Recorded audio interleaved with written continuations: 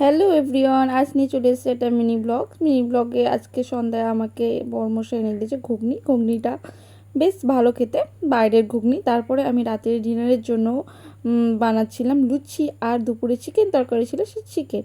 দুপুরবেলা ঝাল ঝাল চিকেন আছে, তার সাথে লুচি হলে বেশ মজা জমে যায়। তার জন্য আমি লুচির মধ্যে তেল লবণ সব কিছু দিয়ে একটা ডো বানিয়ে নিলাম।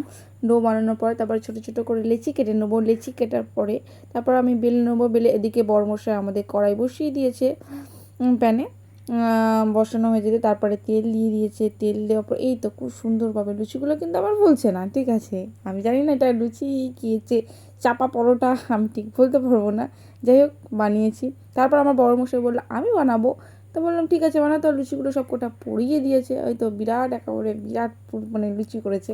যাই হোক, তারপরে দুপুরবেলা আমাদের নিয়ে চলে এসেছি চিকেনটা গরম করেছিলাম, তার সাথে তোমার লুচি। বড়মশাই দিকে খেতে বসে গেছে অলরেডি, বলছে আমাকে দাও, কিন্তু আমি না খেয়ে তো আগে দেবো না, কারণ গরম গরম লুচি খেতে আমার খুব ভালো লাগে।